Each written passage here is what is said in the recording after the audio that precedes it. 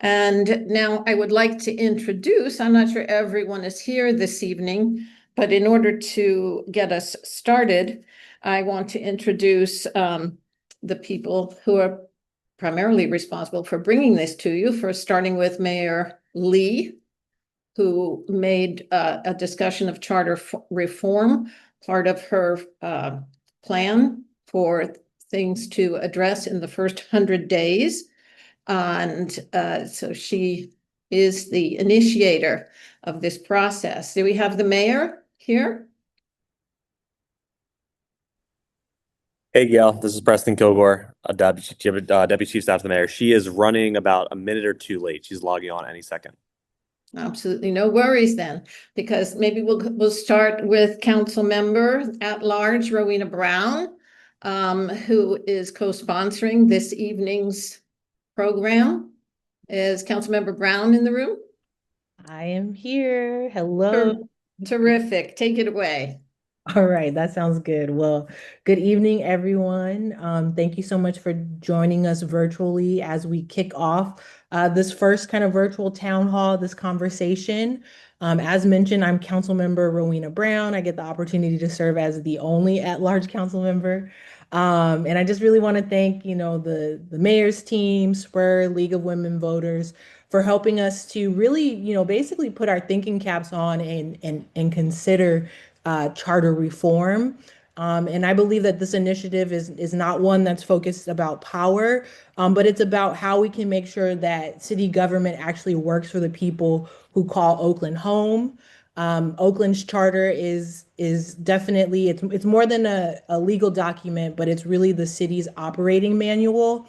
And so it determines how decisions are made, who's accountable, and how quickly we can act when our communities need it most. And so, right now, I think too many residents see a government where accountability feels a little blurred. Council members pass policy, but implementation can be stalled. The mayor carries the public's expectation, but may not always have every tool to fulfill kind of some of those requests. And so our community is sometimes left wondering who is exactly kind of in charge and responsible. And so I believe that, Oaklanders really deserve a structure that makes accountability clear, where council decisions and the voice of the people are indeed acted upon, where the city administrator is empowered to manage effectively and also required to deliver results with transparency and equity. And so this isn't, in my opinion, a question around who holds the power, but more about shared responsibility and how we can really create, just this one Oakland and a one Oakland vision. And so I'm just super grateful for, the mayor, Spur, League of Women Voters, and just the leadership to bring this conversation to the forefront. And so I look forward to just hearing all of the incredible input from community stakeholders. And so thank you so much for having me. Thank you so much, Councilmember Brown. Really appreciate it. And it's wonderful to get this process started with you. Just so everyone knows that there will be in-person community listening sessions in all the districts throughout the city, but it's appropriate to start out with your co-leadership on this one, Councilmember Brown. All right, Preston, is the mayor available, or we can?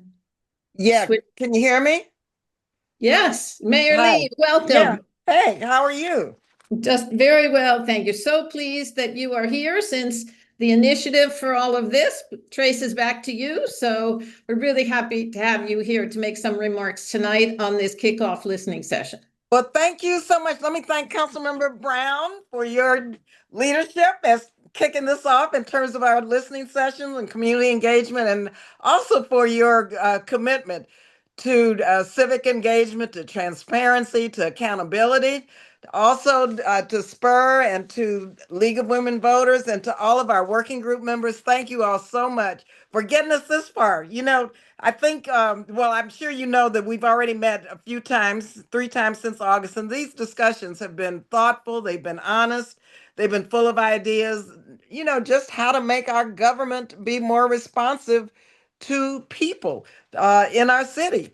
And, oftentimes it's not clear what Oakland's government, where the buck stops, first of all, and who's responsible for what, and whose decisions, where do the decisions fall? And I've seen this lack of clarity since I was in the Congress, since I was in the state legislature, and now I'm as mayor. And I know what it costs us, of course, in time, in trust, and in confidence.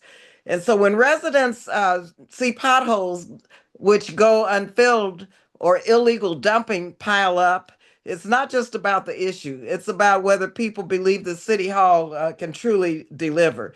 And so this working group and what we want you all to do is to really come up with your ideas on what you think this city should be in terms of how the city can be more responsive, who makes the decisions, who and how is our financial planning and execution completed and done, who is accountable and for what, and what are the transparency systems that are in place. And all of these goals are connected. And we decided to make sure that we Hey, left love, this. there was an envelope by the TV, Can you love. can you hear me? Where'd it go? Can you hear me? Can everyone else please It was a check mute? for my 401k, love. Oh, okay, that's fine. The partnership that we have with our residents is extremely important. It's important also that we know what the options are. Do we want a strong city manager, strong mayor, hybrid? What works for a city such as Oakland? I haven't weighed in because I want to learn more about what will allow Oakland to not just survive, but to thrive, and what will allow for a more efficient city. And so we talked about this last year. I've been talking about it for years, actually, but during the campaign, especially, we crystallized this issue about how we wanted to, at least in my first 100 days, put together a team of people to begin to look at all of these options. And so I want to thank Gail. I want to thank Spur. I want to thank all of you for being here and for giving us your best ideas and your best thinking, because the buck stops somewhere and we want residents to know where the buck stops. A lot of people don't, and believe you me, and my staff, we do a lot of casework because residents don't know who to call for what. And hopefully this process will clarify the functions and the roles of every single department in terms of transparency and accountability, our financial systems, and the roles of elected officials. So thank you all again very much. This is our first session, listening session, and Councilmember Brown, I'm glad that it's with you because this is a citywide effort. And I want to thank all of you for the hard work that you're putting into this, because your involvement, your input is going to be really critical to the success of this effort. Thank you all again. Thank you, Mayor Leah. So much appreciated. I think it's a brilliant idea to have created this working group. And as I say, creating a thinking space for the city through the working group and through these outreach efforts. So I'd like to introduce one more person to address you, and that is Fred Blackwell, who is a member of the working group and who's going to give you a little window into what it feels like to be playing that role. Thank you, Gail, and thank you to the mayor and Councilmember Brown for those opening remarks and for engaging us. I am one of, I think 9 members of the group that is doing the thinking. My name is Fred Blackwell. My day job is I'm CEO of the San Francisco Foundation. But before that, I had a long career in local government in Oakland and in San Francisco. And what I told the group in our first meeting was that I'm a little bit embarrassed by how excited I am to be talking about the charter. And I think we are I'm part of a group of people who actually share that excitement and also bring, I think, a lot of experience and wisdom to this. So we're very excited about the work. Councilmember Brown and the mayor have both mentioned a few things around what we've been tasked to do. We're meeting once a month, and our marching orders are to bring some recommendations back to the mayor and to the city council around the charter. And we are looking at, how to make sure that accountability and authority are aligned with expectations and the like. We're trying to get as clear as we can about decision making and who does what and what the relationships are between the different bodies that hold important decision making authority for the city. So the council, the mayor, the city administrator, department heads, et cetera, and so on. And the mayor is right. She has not put her thumb on the scale.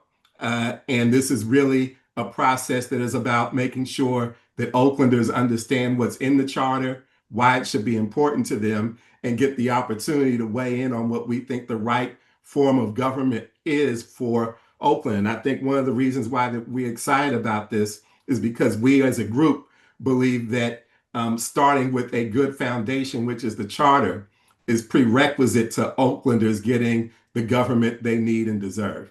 And as a part of that, these listening sessions are really important too, because we're determined for this not to just be something that we are thinking about and giving our best thinking, but that it represents the best thinking of Oaklanders citywide. And so we're hopeful that the combination of the working group with these listening sessions will be able to deliver to the mayor and the council something that is thoughtful and something that is actionable that can be taken to the citizenry. So we're excited to be here and looking forward to the discussions with you all. And if I got anything wrong, I know there are a few other members of the working group here. This would be the time to correct me.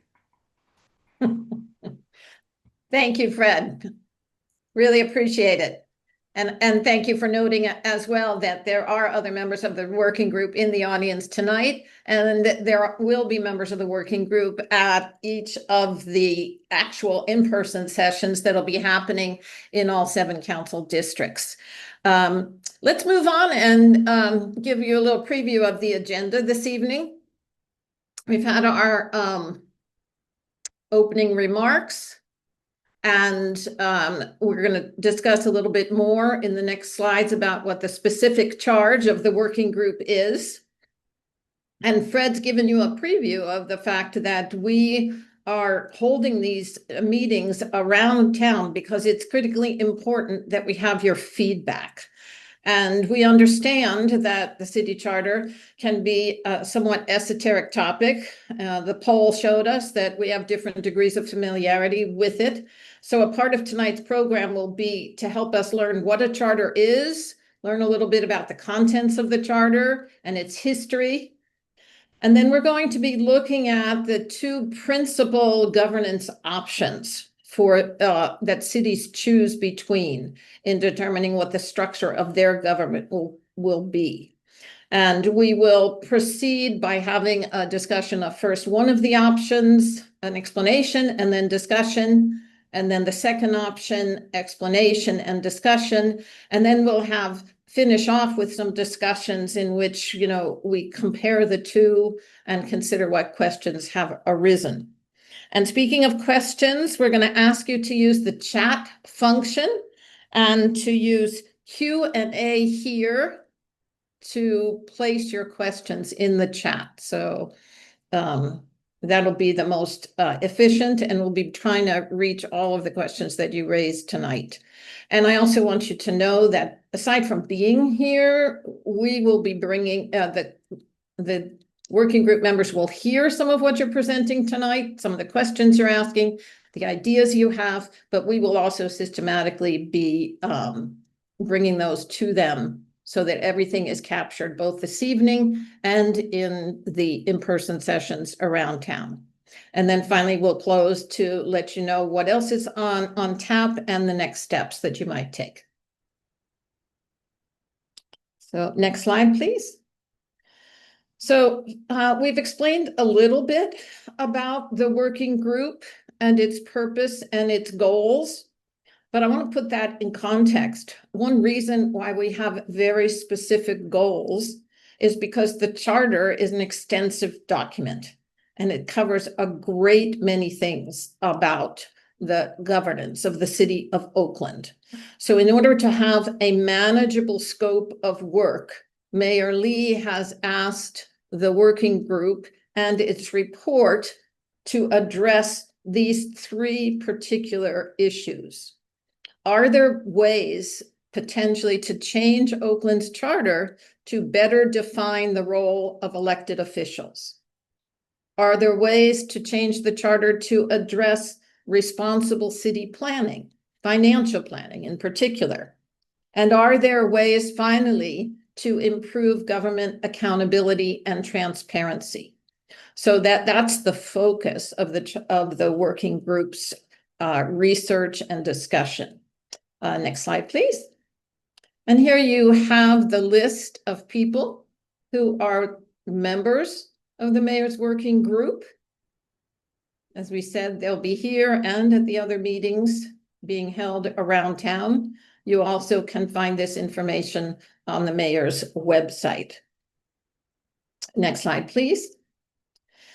The objectives here, as we focus in those three areas, is to educate the community about what the city charter is, to gather input on the issues that are perceived with the existing charter, and to gather that input from a broad spectrum throughout the community. So we are talking to lots of people, and most particularly you here this evening. Finally, we want to aggregate the different ideas, the different ways we might move forward as a city into a report that will be published in January 2026 for the mayor and the city council to consider for future ballot measures. And now we have a little treat for you. We're going to have a little video that has a very high level look at the city charter. Did you know that Oakland has a city charter? A document that sets the rules for how our local government operates? A charter is more than just a piece of paper. It's a contract between our community and our city government. Voters approve it, and the city follows it. When Oakland grows or our needs change, the public or our elected representatives can amend the charter to keep it up to date. The charter outlines how the city runs, who's in charge of what, and who makes which decisions. In short, the charter serves as Oakland's local constitution, laying the foundation for how we govern ourselves. Unlike the U.S. Constitution, Oakland's charter evolves frequently. The last complete overhaul was in 1968, and since then, there have been dozens of revisions.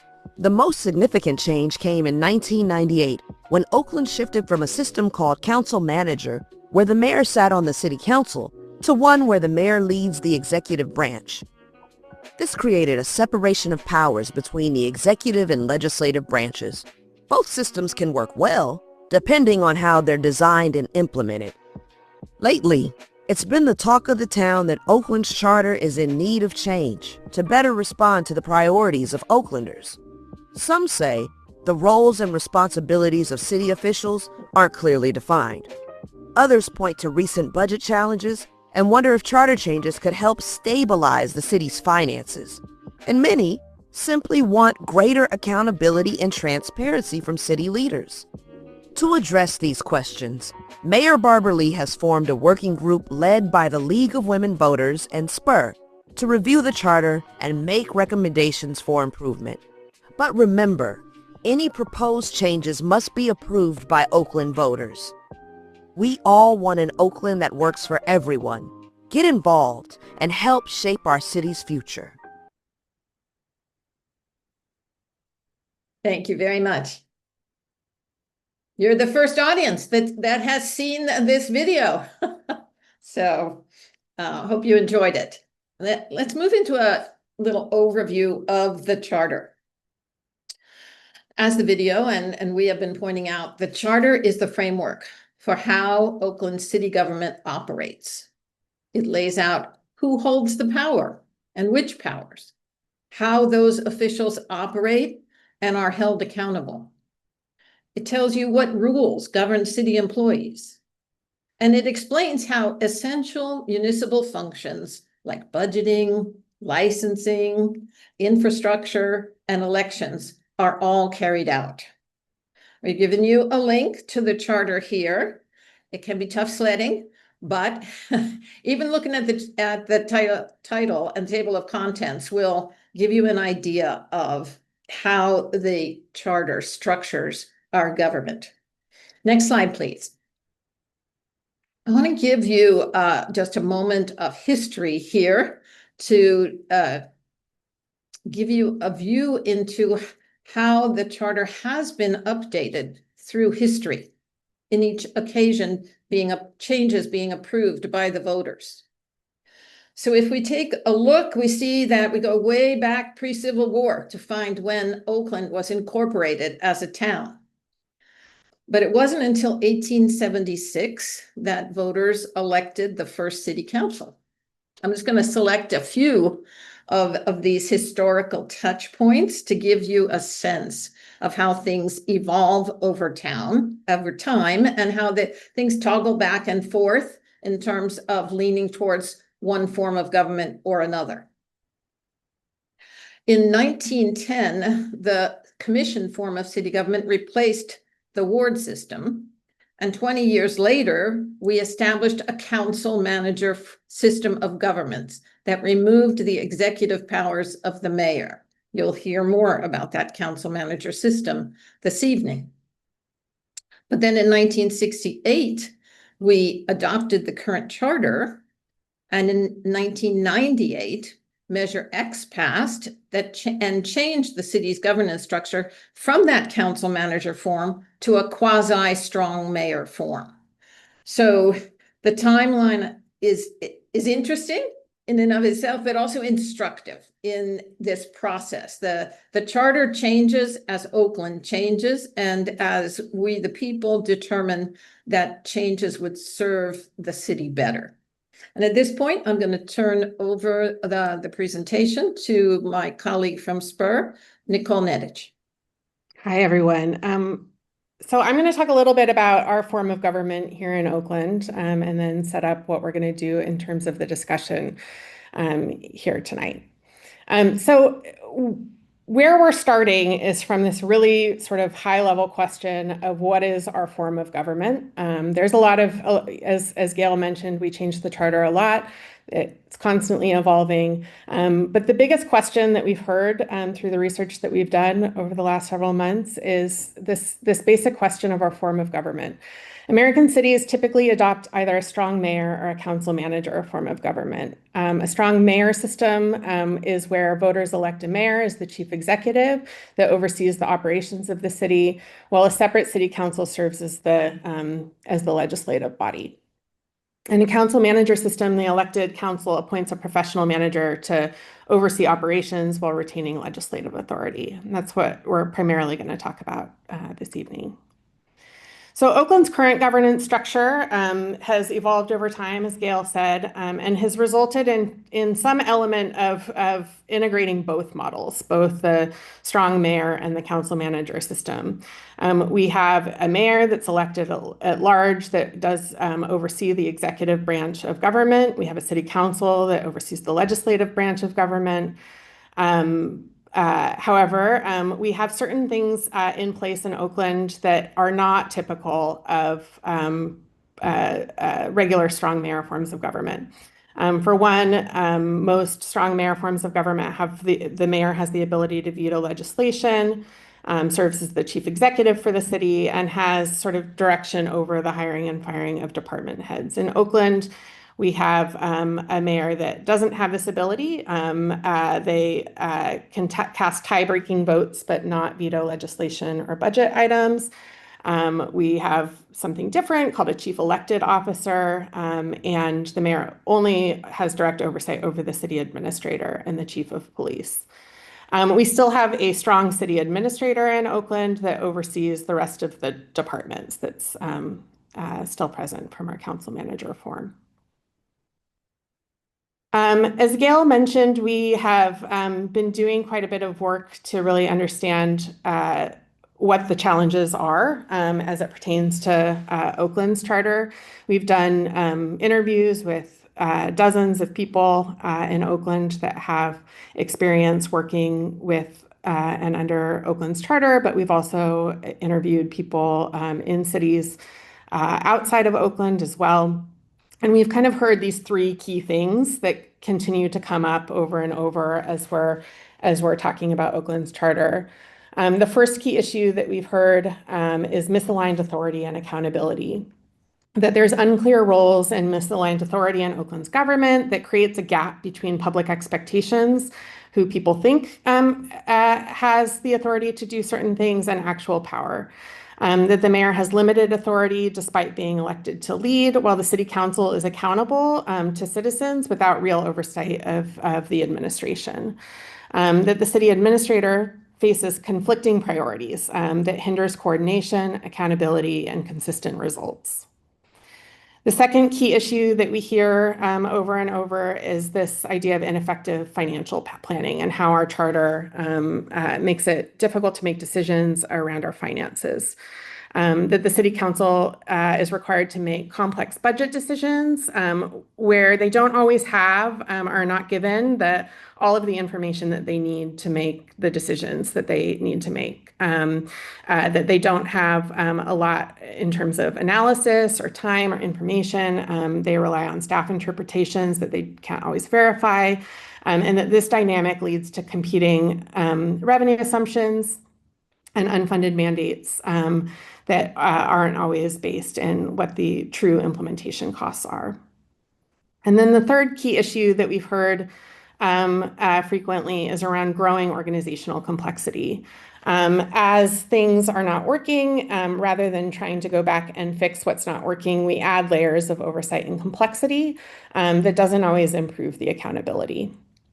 So we see conflicting directives, limited resources and staff workarounds to navigate the complexity that can increase the risk to the city.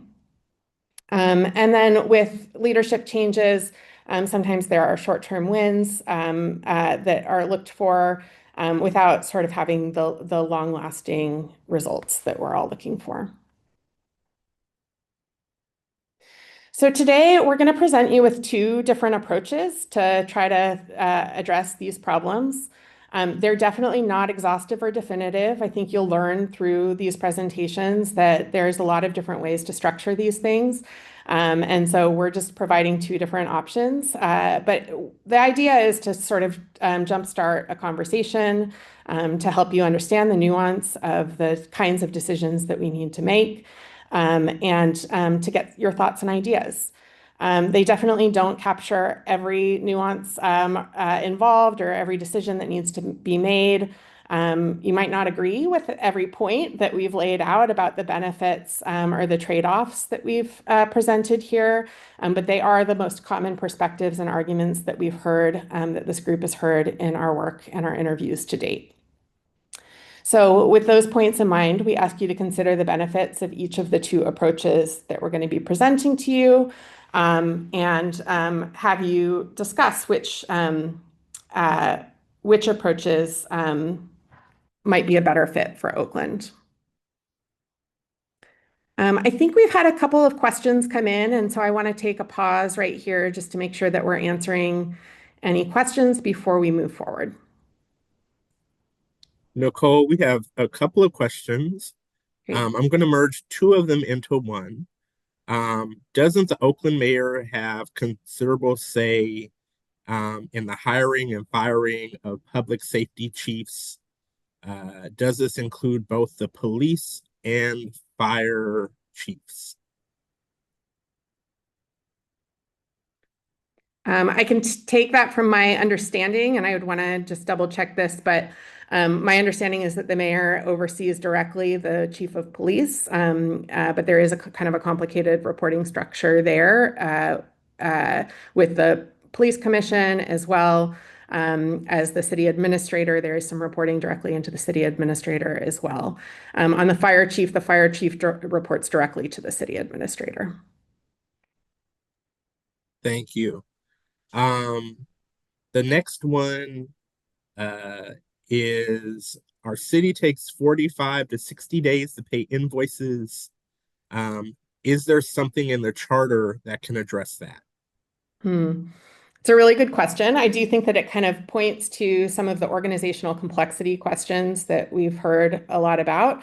When you have as much organizational complexity and you have a lot of different people who are responsible for decisions around contracting, sometimes things can, these processes build up. One thing that we found and that has been commented on has been there's a lot of procedures that are written directly into the city charter. And we're going to share a little bit later some of the principles that the working group has lifted up in terms of how they evaluate different changes to the charter. But one of those is to reduce some of the procedural elements that are in the charter and really focus it as a framework. Thank you. And last one is actually about the working group. Our working group meetings open to the public, and how can folks like the people on this Zoom get involved more? Yeah, that's a great question, and we are going to cover it at the end of this presentation. We are going to be having a number of public meetings over the next 2 months that we are going to be encouraging people to attend. And so more on that in a little bit later this evening. And all of the sessions will be posted on the mayor's website as well. Thank you. All right, so how this is going to work is that we're going to review some ground rules and introduce a couple of the two different approaches that we're going to be talking about this evening. We're going to consider each approach one at a time and consider what we like about an approach as well as what the drawbacks are. And we're going to acknowledge the benefits as well as the trade-offs of each approach. And we are going to be stopping the recording during the discussion parts of this. We will be breaking out into a couple of different breakout rooms. We have quite a few people on this call, so they are going to be fairly large breakout rooms. But we are going to try to answer as many questions and hear from as many people as we can. We ask of you that you focus on the choices, that you listen to other voices, that you consider each approach fairly, looking at both the benefits and the trade-offs of each approach. We encourage everyone to participate in this conversation. It's absolutely okay to not agree about everything, but please do so with curiosity and compassion for the other people that are on this call. And please do keep an open mind and see and hear both of the approaches. All right, so with that, I'm going to pass this back to Gail, who's going to walk us through the first approach, and then we will be breaking out into breakout sessions where we hope that you all will share your thoughts. Thank you, Nicole. All right, as we mentioned, there is an approach that's commonly known as the strong mayor approach. And in that one, you would keep the mayor as the head of the executive branch, but to achieve a true strong mayor format, you would give a mayor more authority than the current Oakland charter provides. That would entail, for example, giving the mayor veto authority over both legislation and budget line items. There's a kind of countervailing measure that you would put in there that would allow the council, to override those vetoes with a supermajority vote, which is typically 2/3. And you would give the mayor direct responsibility for city administration. You could do that in multiple different ways. Two of the principal ways would be having the mayor set up a system or a group of deputy mayors or cabinet officials to oversee functional areas like public safety and infrastructure or housing. And those mayors or officials would report directly to the mayor. Alternatively, you could retain a city administrator who would report solely to the mayor and would handle day-to-day operations of the city. The idea behind this strong mayor system is that you create a clear line of accountability and you give the mayor tools to implement a governing agenda that tracks with the campaign issues that they campaigned on. Yet you leave the council with power to reject that agenda through legislation and budget decisions. So each branch operates within clearly defined authority. Next slide.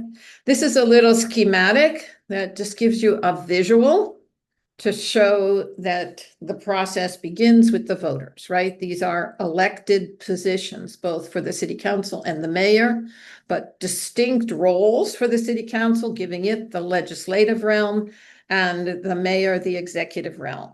That places the city council responsible for passing laws and conceiving policies, and the mayor and executive branch the responsibility for operating the city and delivering services.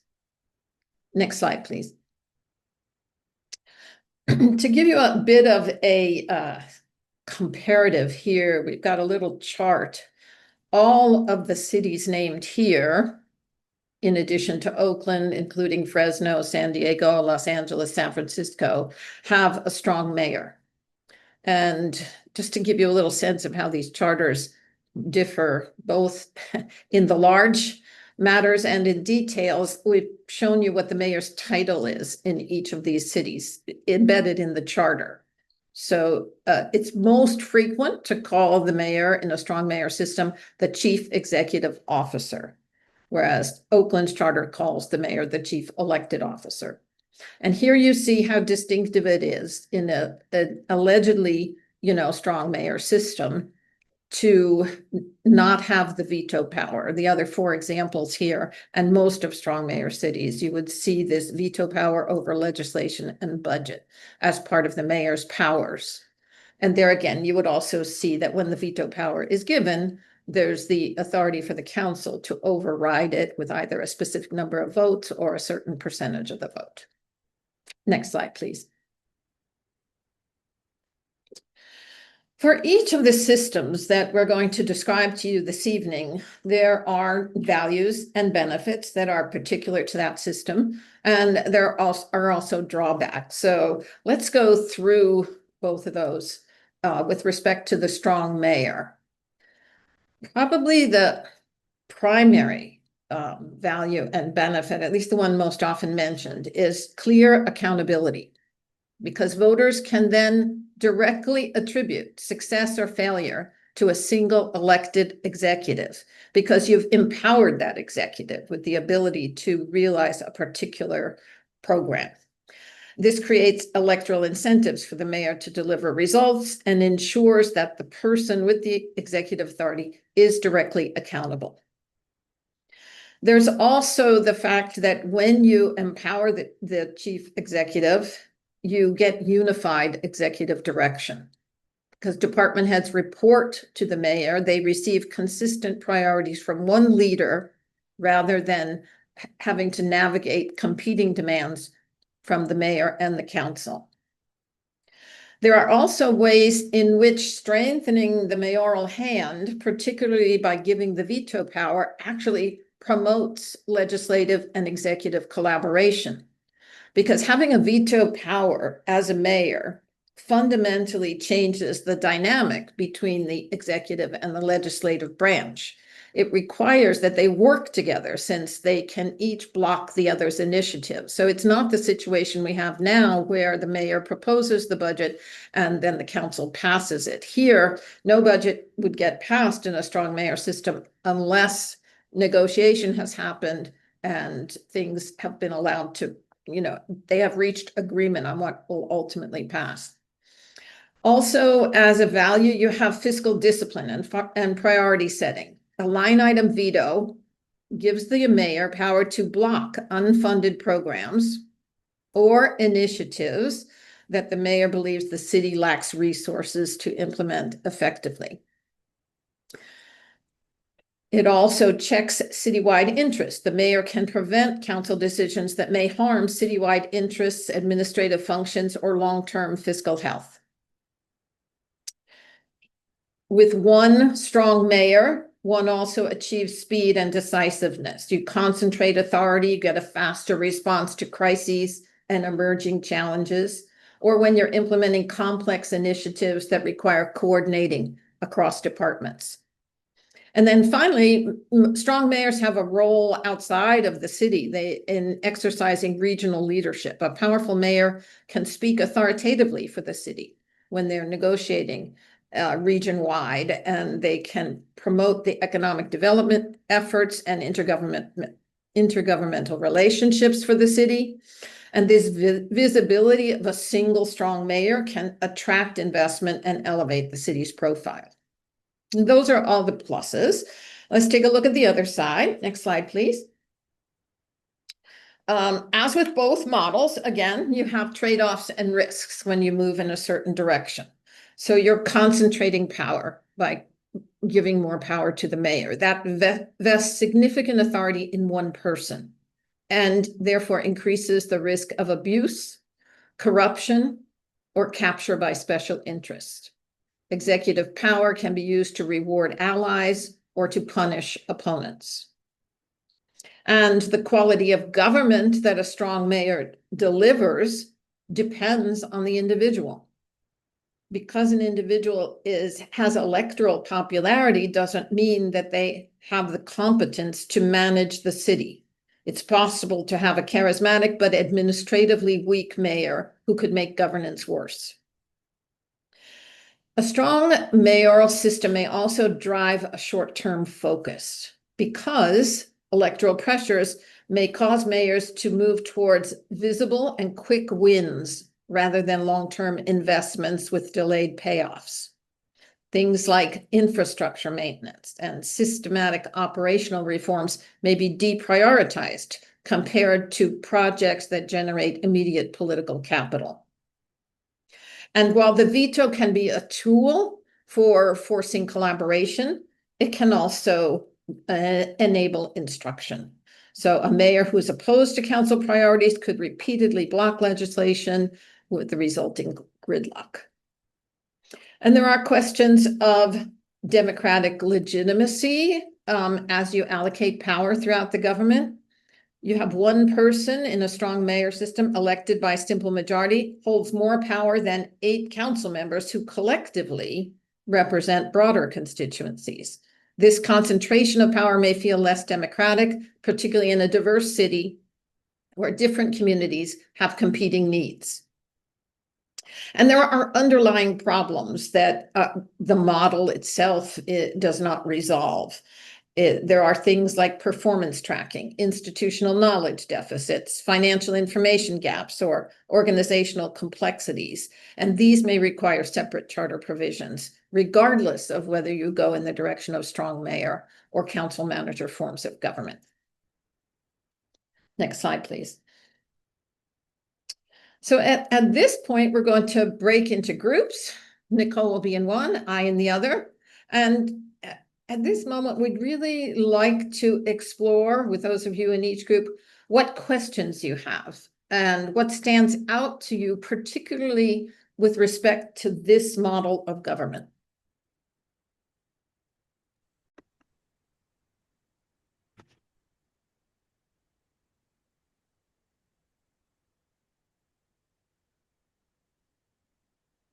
Okay, so the second approach, and we do ask for you to sort of take these approaches one by one and think about them each individually, and we are going to bring you all back together to have a joint conversation about both.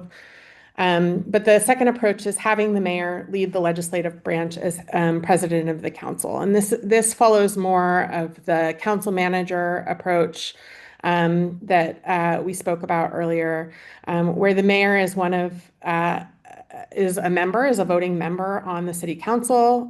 Typically, if a council manager form of government has a mayor, they are elected at large to serve as the council president.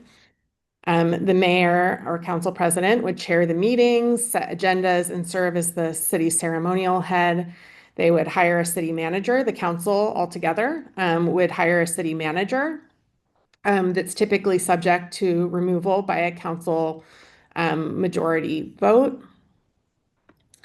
That the city manager would hire and fire department heads, direct staff, allocate resources, and coordinate operations. And the council would exercise oversight throughout the budget process, performance reporting, and policy direction, but would not interfere in day-to-day administration. This model establishes collective rather than individual accountability. The council body, not a single person, bears the responsibility for both legislative policy and administrative outcomes. Voters evaluate their district council members and can elect different representatives, but no single official controls the city operations. So this structure looks a little bit more like this, where Oakland voters elect their city council members, maybe elect an at-large mayor. That group of people appoint a city manager who then appoints and directs city departments. Sacramento, San Jose, Long Beach, and Berkeley are all examples of council manager systems. For the most part, across all of these cities, you see the presiding officer, you see the mayor's role as the presiding officer of the council, or the head of the council, the chair of the council. In all but one case, the mayor is a voting member of the city council. In Long Beach, the mayor doesn't have a vote on the council, but instead has veto power, so can veto any action of the city council. But otherwise, Long Beach organizes themselves in this council manager form, where they appoint a city manager to oversee day-to-day administration.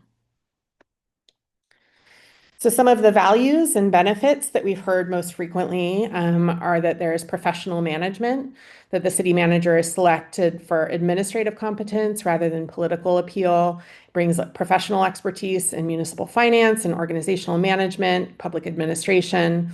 Sometimes these skills are not always guaranteed in elected mayors. There is an insulation from politics, that administrative decisions are buffered from short-term political pressures. The manager can make unpopular but necessary choices around resource allocation, personnel, or long-term investments. There's continuity and institutional knowledge, as professional managers typically serve longer tenures than elected mayors. And so this provides organizational stability across election cycles. There's collective representation. The power is distributed across the council rather than concentrated in one person. There is some that say that it reduces corruption risk because you don't have electeds making political decisions about administrative control. You have a clearer separation of roles. The council sets policy, the manager implements it. So this eliminates confusion about who directs staff and who bears responsibility for the administrative performance. And there is flexibility in leadership. If a city manager is underperforming, the council can replace them without waiting for a new mayor to be elected. Some of the trade-offs and risks that we've heard, it diffuses accountability. With no single elected executive, voters struggle to assign credit or blame for city performance. This can reduce accountability and create responsibility diffusion where everyone and no one is in charge. There's a lack of political leadership. Professional managers are administrators, not visionaries. So they don't provide political leadership.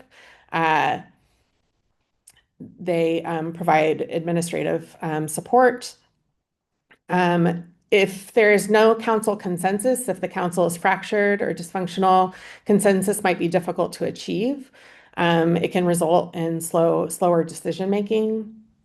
There's, similar to the strong mayor form, there's also some democratic legitimacy here, where an unelected administrator has significant powers over city operations.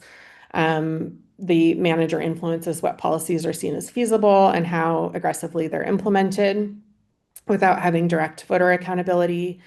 There can be limited responsiveness. Managers might prioritize operational efficiency over community responsiveness. They don't have the same electoral pressures that mayors have, so they might undervalue constituent services, community engagement, or addressing concerns that don't align with their roadmap. And again, same as the strong mayor, it doesn't solve all the problems. Similar to the strong mayor model, this approach isn't going to automatically address performance management, financial information gaps, or organizational complexity issues. So again, similar to the last one, we're going to break out again, and we're going to just talk about what questions you have regarding this model.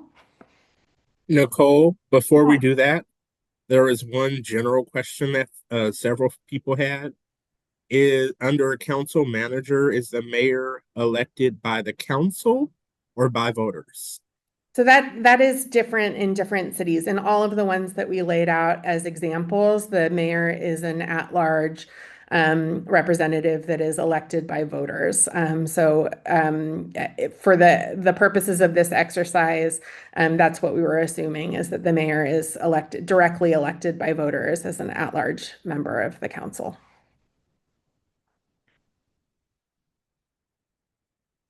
Wait. I'm sorry, Nicole. This is Patricia.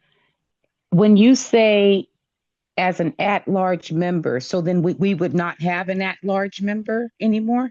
Or you're just saying? Yeah, it's not saying that. It's just saying that in this Okay. model that we that we're exploring, the mayor is elected at large to be the mayor, but sits on the city council. Okay. Thank you. Yep. All right. So I think we're going to break out into breakout sessions, and that's where you'll be able to ask your questions. So we look forward to seeing you there. I actually think we want to not record this piece of it. We do just want to share that this is just one consideration of many considerations that this working group is taking a look at.